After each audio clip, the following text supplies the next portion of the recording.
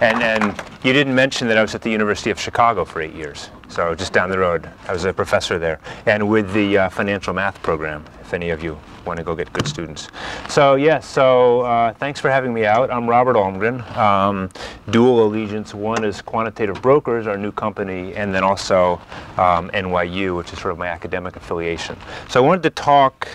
It's a long title, but let me just sort of jump into what I want to talk about.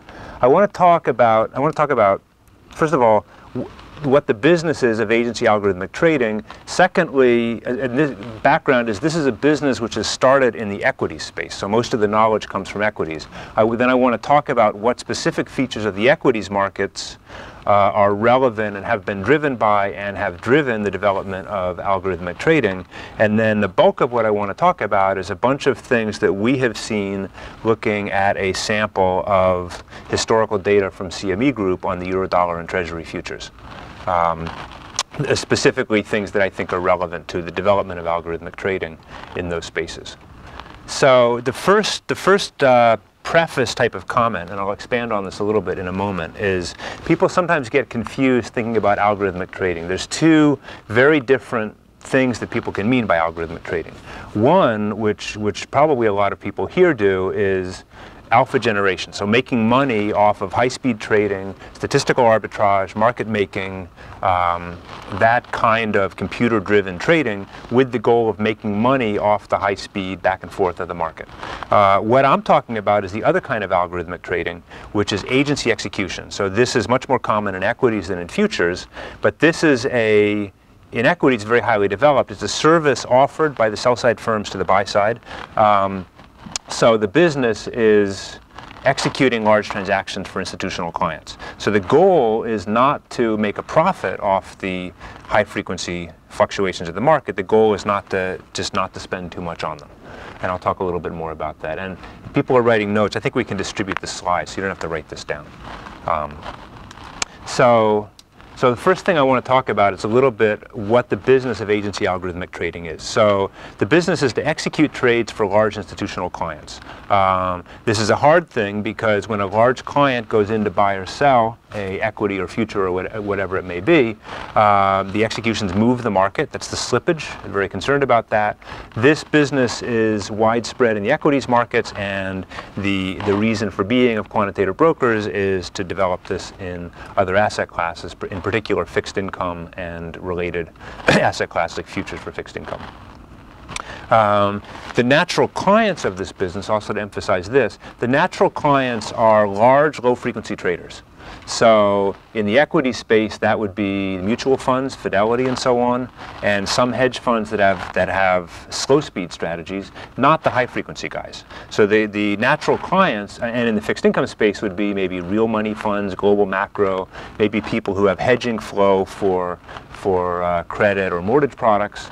And the distinguishing features here, their clients are going to make their money not on the trading process itself, but on whether they make the right investment decisions. So they buy stocks that go up, they sell stocks that go down. That's how they make their money. They don't want to invest their human capital, their technology resources, their quantitative resources on understanding the details of the market. They want somebody else to handle it. And they understand that getting trades done costs money. So they're willing to pay reasonable amounts to brokers to execute the trades, and they're willing to pay something reasonable in slippage to the people who take the other side of the trade. They get that trading costs money. As I say, they're willing to pay that because they're going to make it on making the right trades. That's to distinguish from high-frequency traders who, to a large extent, are on the other side of these traders. And I just want to emphasize, in case somebody pops up and said, well, we trade algorithmically, but we would never use this service, people who have their own in-house technology and quantitative analysis probably wouldn't need to get it from a broker. And these are people who, people here know much more about it than me, but earn money by providing liquidity, make the money off the high-frequency motion of the market. And then the other piece of summary that I wanted to say about the business of quantitative algorithmic execution, in my view, there's three pieces of it. There's the algorithms that execute the trade optimally to whatever benchmark is desired.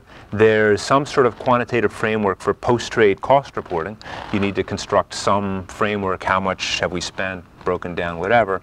And then also eventually when you get some data for the buy-side clients, it's very useful to have a model that says how much will it cost me to execute this trade. So let me quickly show you 3 examples of this, actually 2 examples and then another example a little later.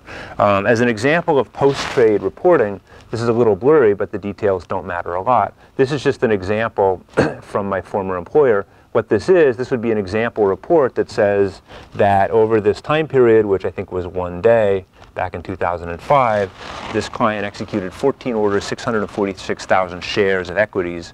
The average slippage relative to the whatever benchmark, the pre-trade price, the average price, the close, was such and such, the standard deviation was such and such. Also, it's broken down by a bunch of different parameters, by which algorithm they were using, by where the stock was listed, by whether they were buyer or seller, big stock, small stock, how much of the market were they, and so on and so forth. So just having that kind of report in a structured, consistent way helps the client to look and say, you know what, every time we trade, you know, small stocks, large amount, we pay a lot, and maybe we should work on that. Not always so easy to build as you might think, because there's a lot of market data that needs to go behind it, as well as the execution data for that particular client. Then the other piece of the quantitative analysis would be, you spend a lot of time looking at pictures like this. Just to say quickly what it is, in this example, this is only part of what you would look at. Every dot is an order that was executed historically for one client or for clients as a group. And you would, for example, on the x-axis plot how big the order was, scaled by something like daily volume. On the y-axis you would put how much the price went up or down. So in theory, every time you buy a stock, you should push the price up. Every time you sell it, you should push the price down. And then the slope of that regression line is your market impact. So that's your forecast of, if I execute a certain number of shares, how much is it going to cost me to trade? There's actually a lot more details than that have to go into it, but you can, if you're fairly careful with the statistics, come up with reasonably reliable models. And there's a lot of extra stuff you can add. But the slope of that regression line is the market impact model, and that's an important, yep?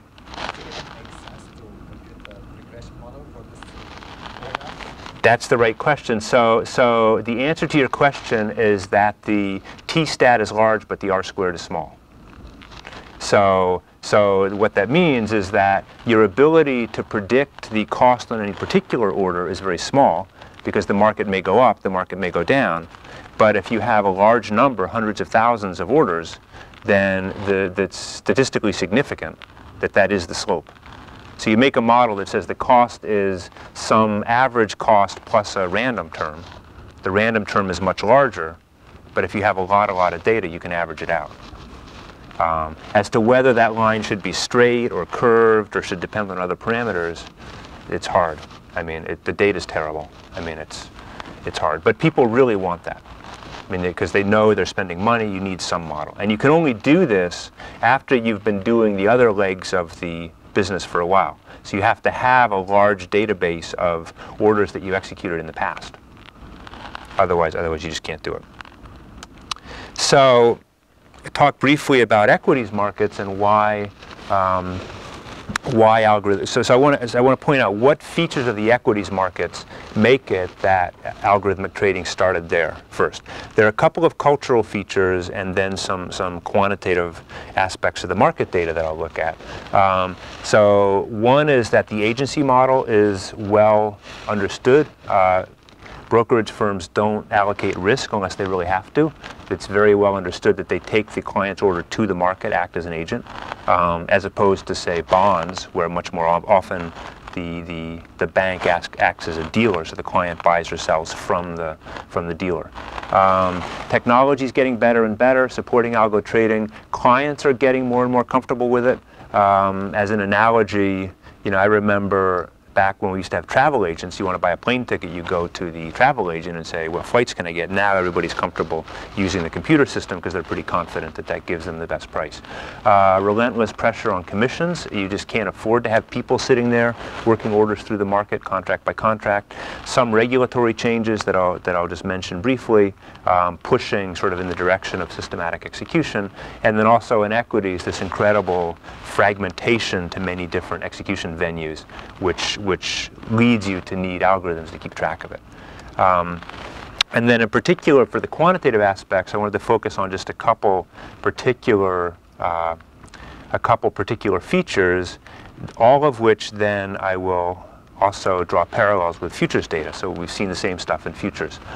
Decreasing trade size, well, market fragmentation, I'm just going to say it, I'm not going to show. Message volume going up, and then a brief little thing about the fact that liquidity varies in time. In terms of increasing message volume, here is an example. This is a particular stock. This is a $3 billion NASDAQ stock. And what's plotted here across a couple of years, across 7 years, 8 years, not quite up to date, the red dots are the average number of shares per print. So that's the number of shares traded per day divided by the number of trade events per day. And what you can see is that that's come down from something like 1,000 back in the year 2000 back to down to only 100 or 200 in recent times. And that trend has sort of kept on going down. 100 is sort of the minimum. And one of the things that drove that was the SEC mandating a change from eighths and sixteenths to pennies in 2000. So that narrowed the spreads, and in this case, for this particular example, that looks like it kicked off the sudden drop. So what that means is that if you're trading a certain number of shares, 50,000 shares, you're now going to have to do 10 times as many transactions to get the same number of shares done. It's much harder for a person to do. It's not much harder for a computer. The other dots, the blue dots, are the number of transactions per day, which have been going up, actually going up even more than the shares per transaction. What I didn't plot was the number of shares per day, which is going up, but the volumes of data, the volumes of event that you have to deal with have been going up very strongly. And in case you think I cherry-picked that, here's one other example of a much larger NYSE listed stock. So again, in this case, you don't see the dramatic change at the decimalization, but there's this steady downward trend of the average number of shares, and then a steady, very dramatic, factor of 500 or something growth in the number of transactions per day. Another thing you can look at is the growth in message volume. This example, this is the total number of messages that we had coming through the system per day back at Bank of America. And I wanted to mention the regulatory change here in equities. This is equity specific, but there was the regulation national market system back in 2007, which, for reasons that aren't entirely clear, kicked off a massive increase in quote volume. So everybody in the equities business is struggling under this sort of steady exponential increase in the transaction volume, both of trades and of quotes. And then one other picture to show sort of average number per second. You look at a lot of pictures like this. There's two messages here. One is that the numbers are large, so the numbers of messages per second, we had 40,000 a second back in January 2008. And then also that there's a clear intraday pattern. So in the morning and afternoon, trade volume, quote volume are higher, and then in the middle of the day it's lower. Then the other thing I wanted to highlight, which is sort of the state of the art in equities trading, before we get to the futures, is how the liquidity varies through the day.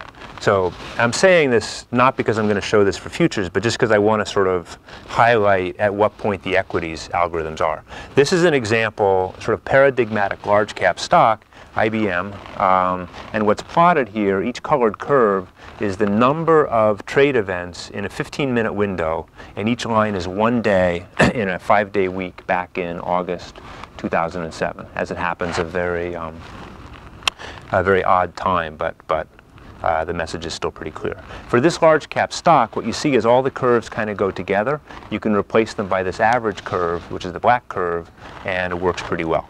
So you can just, yep. You think this is going to be good to people taking lunch breaks, or? Well, it's a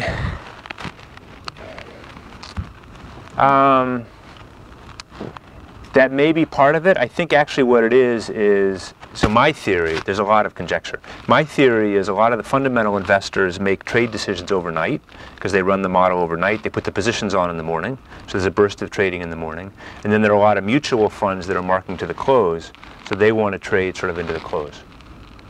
And then part of it is yeah, in the middle of the day, there's just not that much going on. it's sort of a concentration of news at the beginning, because people have new opinions relative to what happened yesterday, and then there's sort of toward the end of the day, people kind of trying to rearrange their positions. In the middle of the day, nothing's different than it was before or after. Qualitative. But the point here is that you can replace the colored curves by the black curve and do all right. As you go down, oh, and the other reason I'm saying this is that equities are a lot simpler than futures, particularly Eurodollar futures, because every stock is sort of this one stock. So what we do is we just look at the properties of individual stocks and say, how are some stocks different from others? If you go down to smaller cap stock, here's a somewhat smaller cap stock, not small. This is the 500th largest stock in the US. What you can see is a lot more variability. So at any particular time, it's not clear. So for example, here, the red curve versus the silver curve, those two different days, very different amounts of trading activity. If you were going to be writing an algorithm to trade this stock, you would not want to know what was the historical average of that curve. You would want to know, where are we on which curve and at what point. And the further you go down the cap spectrum, the worse it gets. So this is still in the Russell 3000. It's sort of a medium cap stock, but huge differences from one day to the next, from 1 minute to the next. And so the buzzword, and then this will be the last thing I say about equities, I mean, in my equity life, we worked this up into a whole thing about adaptive algorithms. So I also wanted to put this to show you an example of an agency algo execution. So this was sort of the state of the art of equity algo trading, at least a couple years ago. What's happening here is the system received an order to buy 2,600 shares of the stock, AEIS, in 2006, came in at 115 or 120 and needed to complete by about 3 o'clock. So what the system did was work it through the market, and what's plotted here, the black stepped curve is the number of shares remaining to buy, so that goes down from 2,600 down to 0. The blue bars are the number of shares that were bought in each 5-minute interval. So basically it's front-loaded because the order came in at that time. The intention was to capture that price.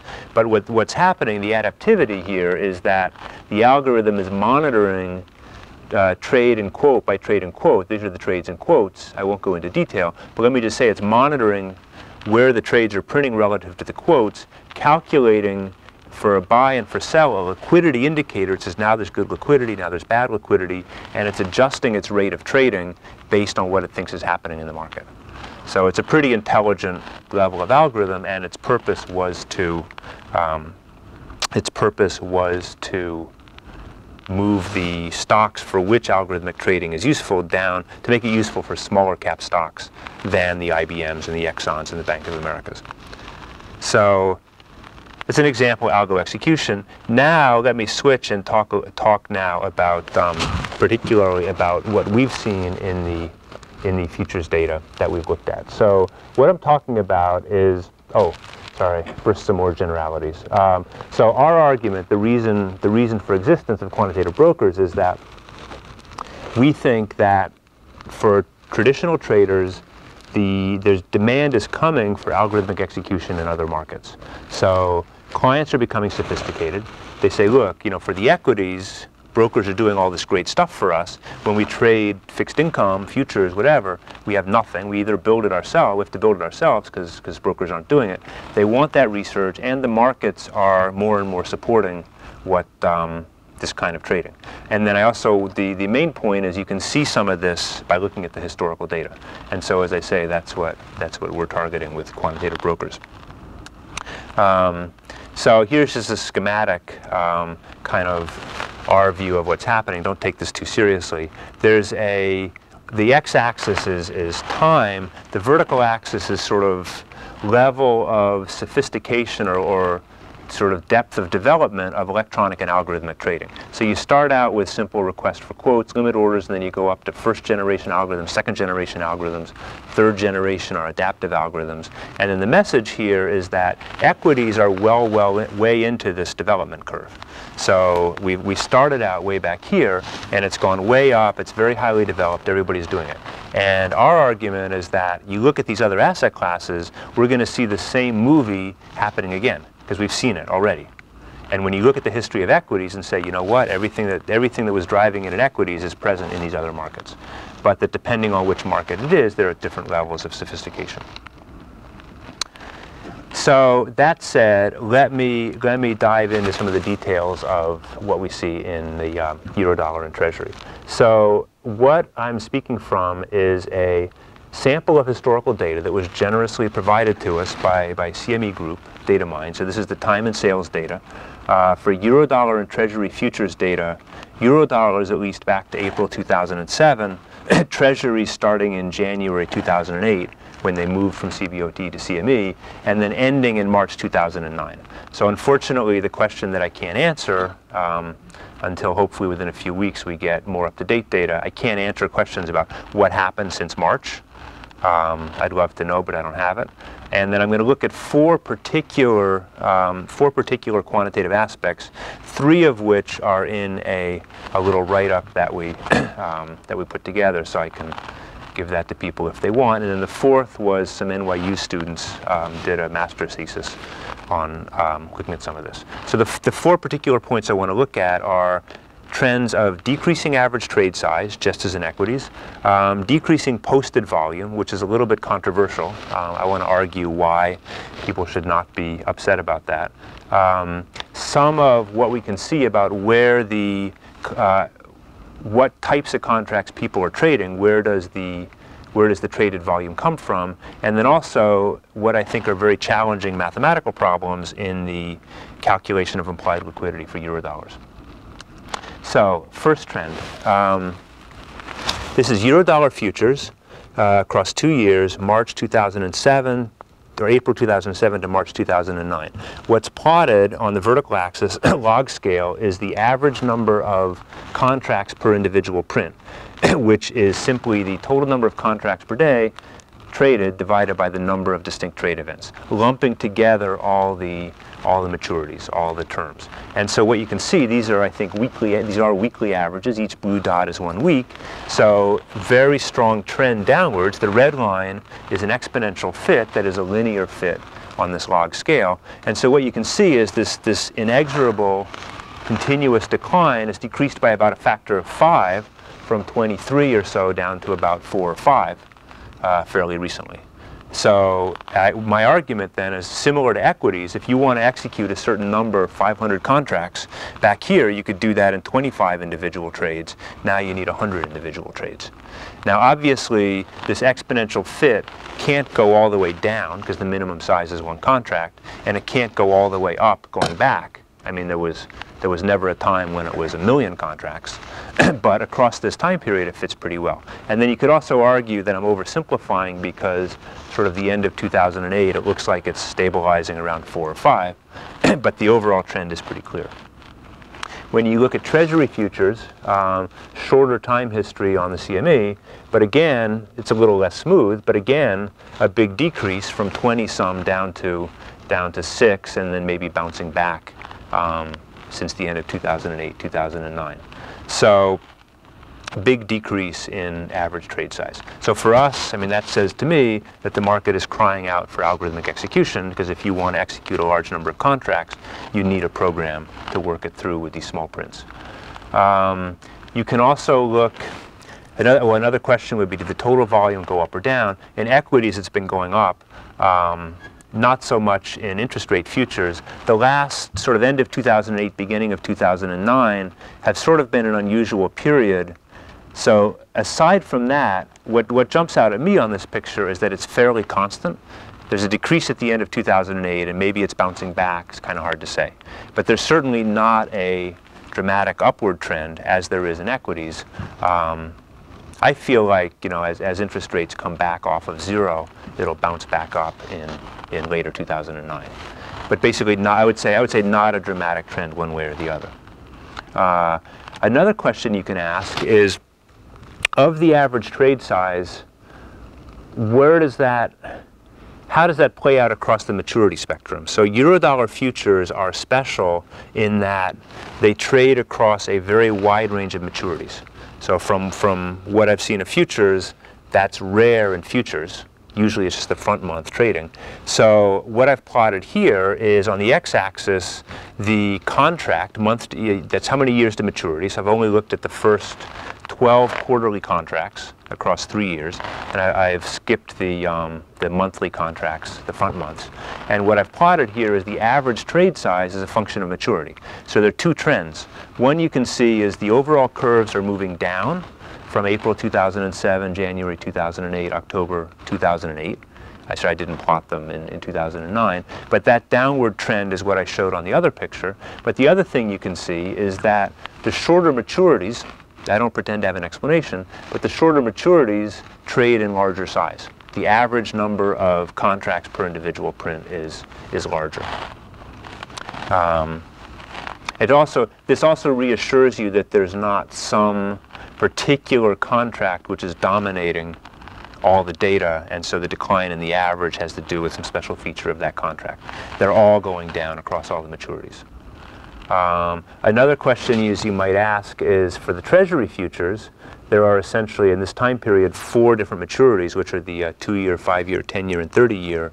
Are they all going down, or is there maybe a shift from one kind to the other? Yes, they're all going down. The outlier is really the 30-year, which consistently prints smaller number of contracts per individual trade than the 2, the 5, and the 10. But they're all trending downwards, more or less parallel.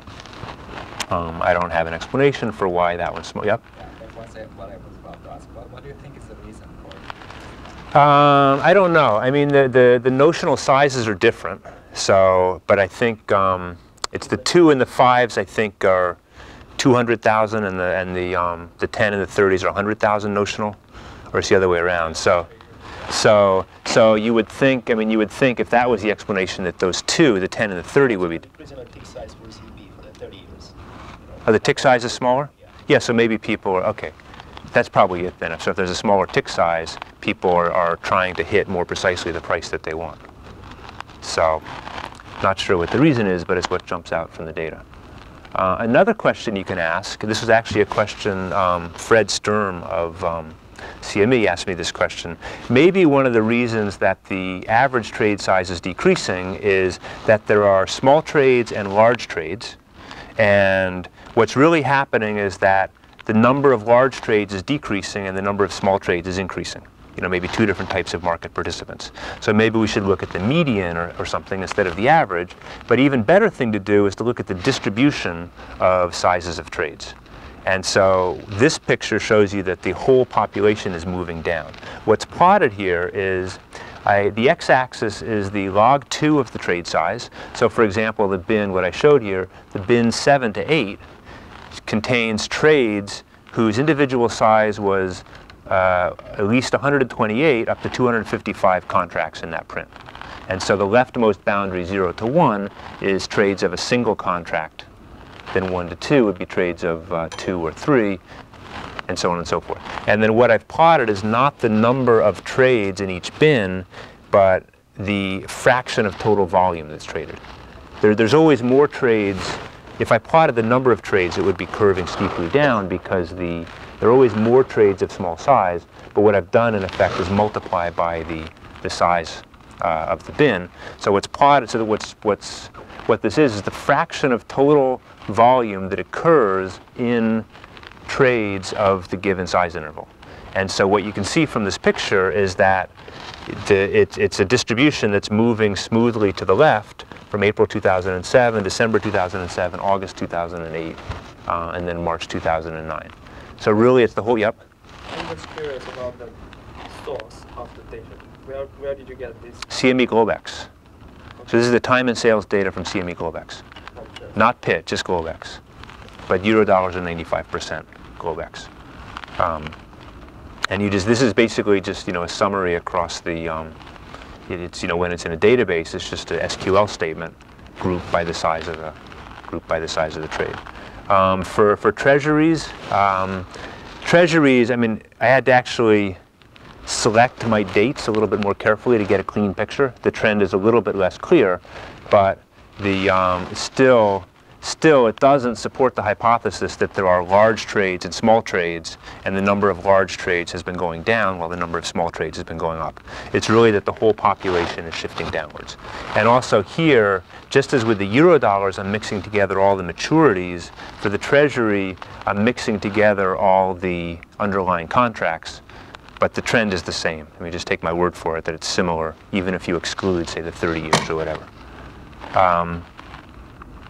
So, second topic, which is somewhat more controversial.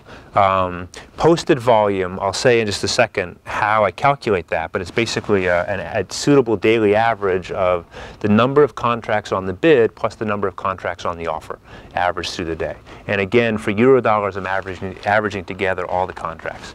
Really dramatic decrease.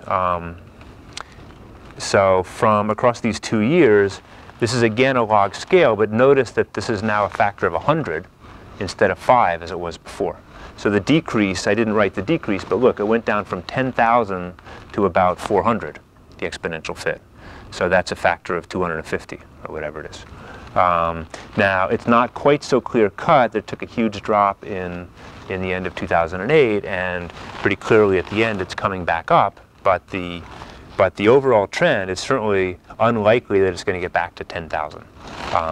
When you look at treasuries, similar sort of story, fairly bursty, this huge drop in the end of 2008, and then bouncing back up to some extent in 2009. Let me tell you how I calculate this, and then address whether you should be worried about this or not, or whether CME should be worried about this.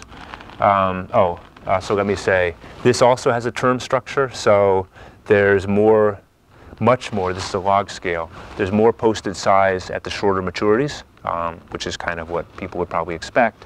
But again, the trend is the same across all the maturities, so all of these curves are moving downwards.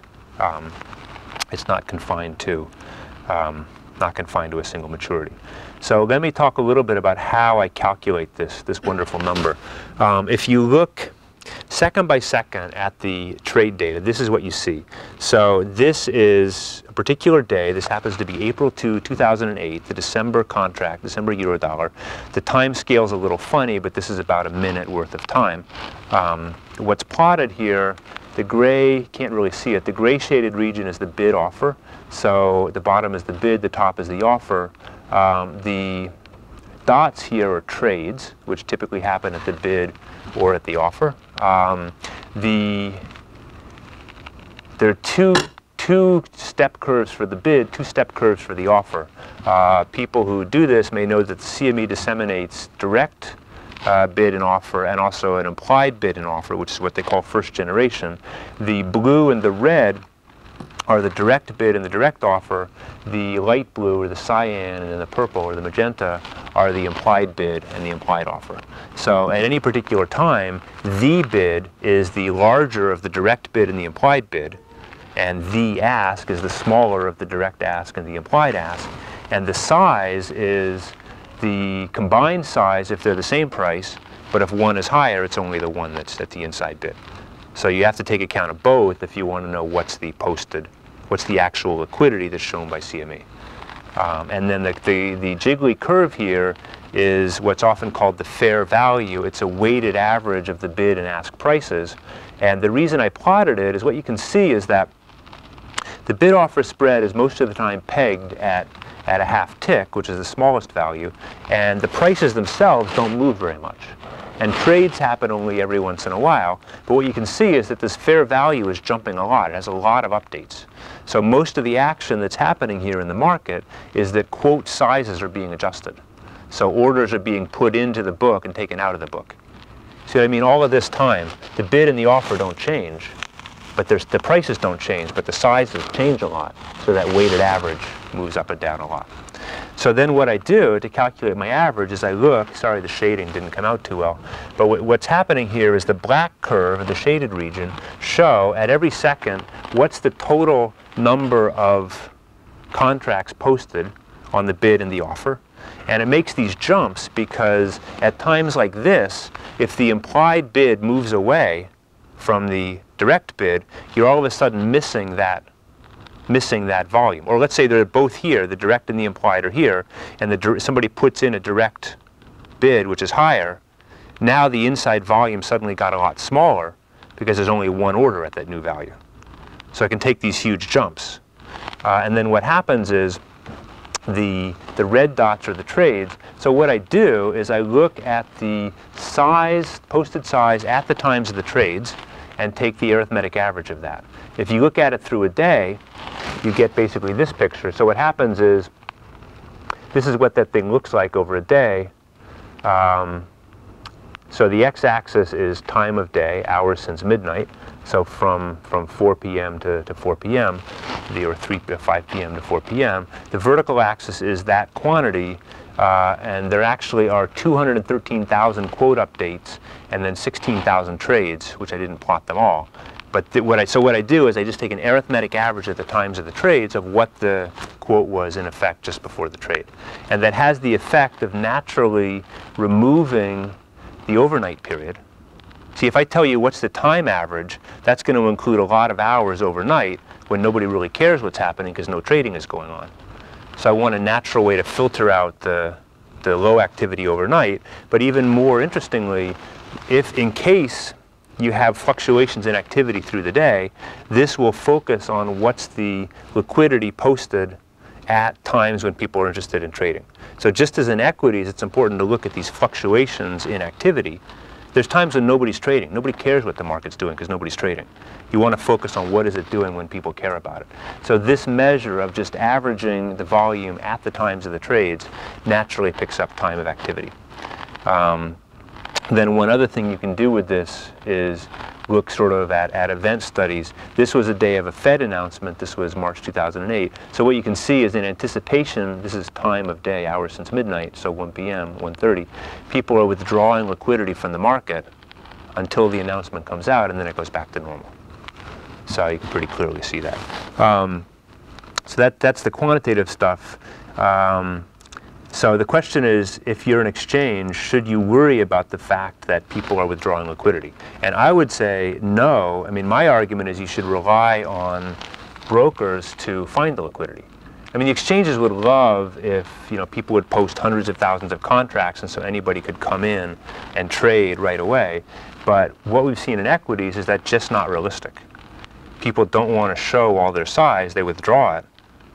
But still, the trades get done, even if it's not all sitting there on the book. And then in equities, people move, they set up dark pools, they say, well, we're going to create an exchange where people can trade 10,000 shares at a shot. But it's, it's sort of a back and forth. But somehow, even though that volume is not sitting there on the book, as I say, the trades get done, which is what matters. And I think it's because of sophisticated algorithmic systems on all sides. Third thing I want to talk about is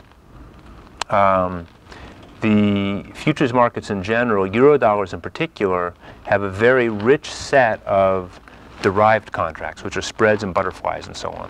So as people may know, if every time say a spread contract trades, so let's say I post a bid for a spread, somebody else hits my bid, we've traded a spread.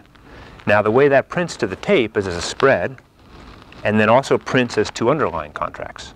So we've also traded the two underlying contracts, and the CME tape shows that.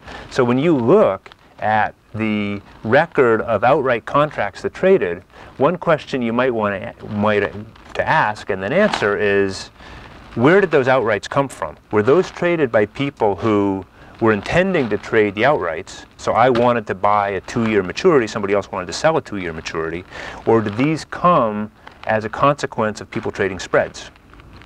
Now, it's not completely clear-cut because I might post a bid for one side, somebody else might post an offer for another side. That generates an implied quote for a spread. Somebody else sends a market order for the spread. That all clears as a spread print plus the underlying. So some of the participants wanted to trade the outright, some of them wanted to trade the spread. So you can't completely tell the difference, but you can at least pose the question and give a partial answer.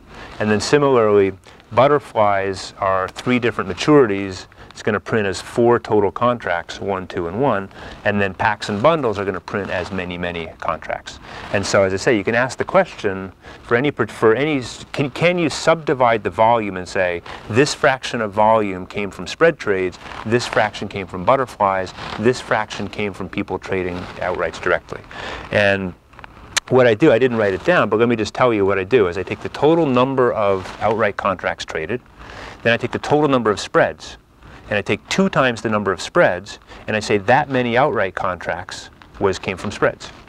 And then I take 4 times the number of butterflies, and I say that many outrights came from butterflies, and so on and so forth. And for the packs and bundles, I add up the appropriate number of years. And so what you can do is you can say, how has this trended over time? So it's not perfect, but you can see some trends. So here's an example. This is across our 2 years of data. What's plotted here is for the total spectrum of outright orders, these numbers will pretty closely add up to 100%. The red curve is, according to this measure, the fraction of orders that were entered as direct outrights. So that's been going down from over 50% down to about 40%. The amount of the fraction of outright volume that came from spreads has been fairly constant, 35, maybe up to 40. The one thing you can see in this picture are that the fraction of outright volume coming from butterflies has been increasing fairly substantially, in my opinion, from about 5% up to maybe 15% over that time. So I read that as saying people are getting more comfortable trading these more complex contracts. And then packs and bundles increasing slightly, still under 10%.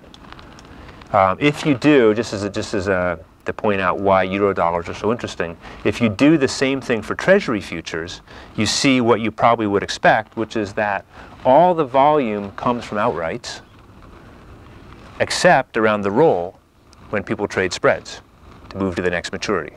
So you don't have this complicated structure where there are a lot of different maturities all trading actively. As is often the case in futures, people trade the front month except when they roll. So a much less interesting picture.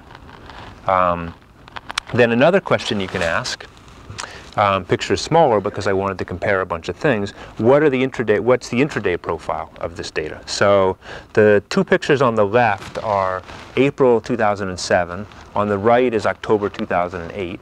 I didn't go all the way to March. The top picture is total volume traded, top row, and the bottom row is percentages as a function within the day. So x-axis is hours after midnight, from midnight to 4 p.m. Chicago time. So what you can see, this black curve is the total. So there's always a peak. There's a peak in the Chicago morning around 8 o'clock. One thing you can see is that from 2007 to 2008, the distribution has widened out. So there's less of a concentration in the morning. I mean, this is more spiky than that. See, there's a bigger peak around 12 o'clock, and then it tails off in the afternoon. And then when you look at each particular hour of the day, or I think half hours here, where did the volume come from? Well, you can see that the green curve, which is butterflies, moved up. That was the trend on the previous picture. So people are consistently trading more fraction of volume in butterflies through the day. Spreads, again, more or less constant. The outrights have moved down. And then the other interesting thing, I don't have an explanation, which is that the use of packs and bundles tends to increase later in the day. Maybe, I mean, I know this in equities, maybe it's more fundamental traders trying to put positions on toward the end that are trading long chunks of the, of the interest rate curve.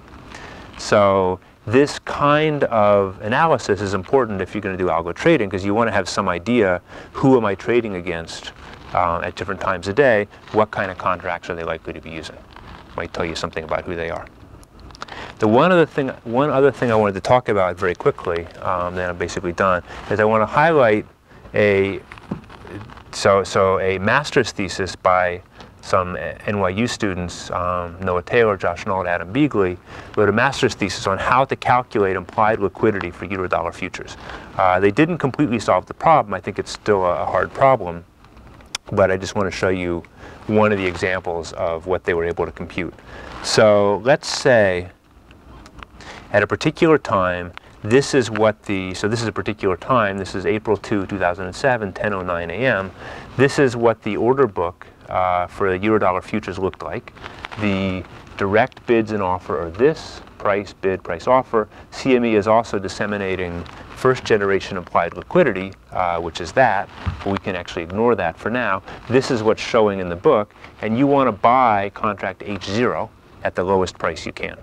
So obviously you can buy at price 95.14, you can buy 397 contracts, because that's what's being offered. CME is showing another 1,000 contracts from the implied quoting, but they wrote a program that calculates all the possible ways to fill this order.